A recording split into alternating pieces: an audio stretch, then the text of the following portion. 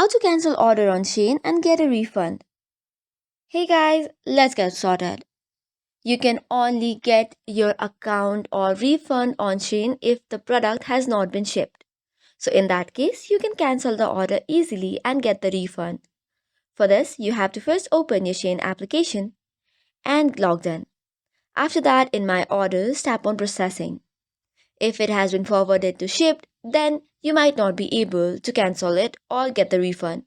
But in case it has not been shipped, in that case, tap on the product and on the bottom left corner you have three dots. Tap on it and there you have the cancel order option.